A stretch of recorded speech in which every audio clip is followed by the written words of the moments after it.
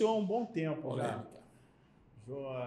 É um privilégio estar à mesa com o senhor aqui. Verdade. Quero confessar isso. Isso aqui é minha referência. O senhor também é uma referência muito grande para a minha vida. Amém. Muito grande mesmo.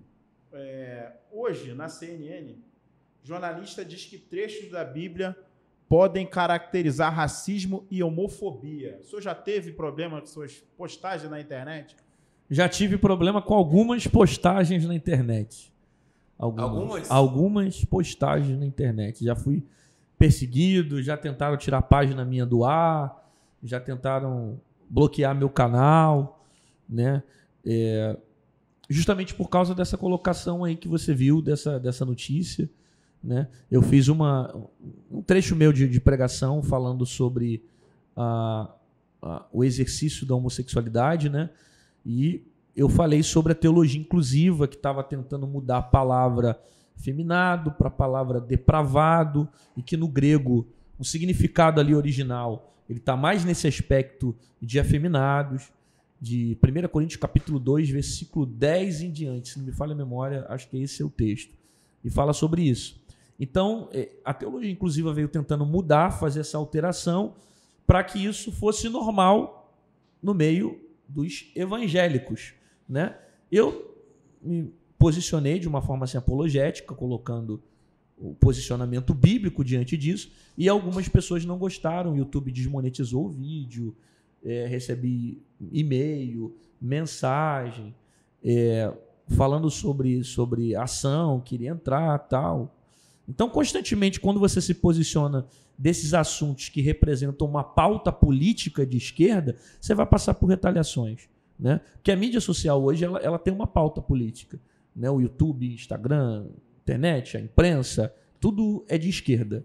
Então, qualquer manifestação sua de direita, que representa um pensamento mais conservador, um pensamento religioso, que é contrário a essa onda de esquerda, que são esses tipos de movimentos que você citou, isso vai gerar problema para você na internet, isso vai gerar problema para você no seu posicionamento. Inclusive, nessa época de eleição, muita página foi perseguida. Essa época agora de eleição a presidente, a gente correu o risco até de perder a voz, né, como povo de Deus. Você vê alguns cristãos perdendo Instagram, perdendo influência na internet por causa de posicionamento político, né?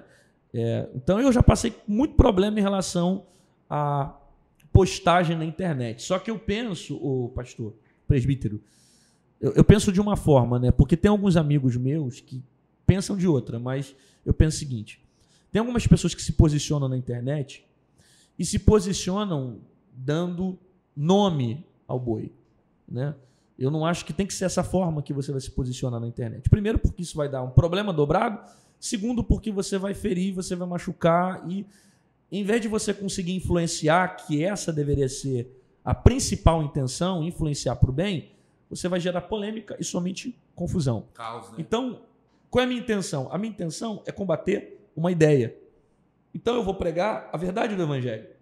Eu não preciso dizer que a cantora fulana de tal que se desviou da igreja, citar o nome dela e falar: olha, jovem, ela fez isso, isso, isso, não presta, ela vai para o inferno. Eu não posso condenar a pessoa, eu tenho que condenar o exercício dela. Eu tenho que mostrar: olha, esse caminho aqui, quem segue, quem vive, quem faz, tá indo contra a palavra de Deus, sabe? Então eu acho que você pode se posicionar na internet, com publicações, em qualquer meio na internet, você se posicionar contra o pecado.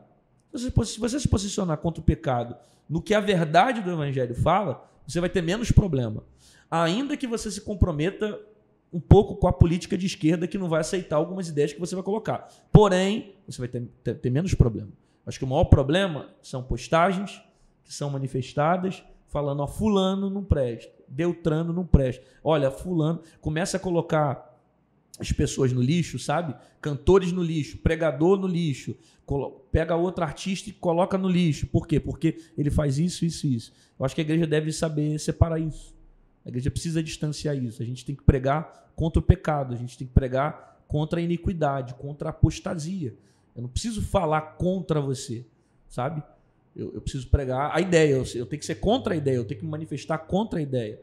E a partir do momento que você fica dando nome, se manifestando contra o nome, contra a pessoa, eu acho que isso gera muito mais confusão, muito mais polêmica do que influência para o bem.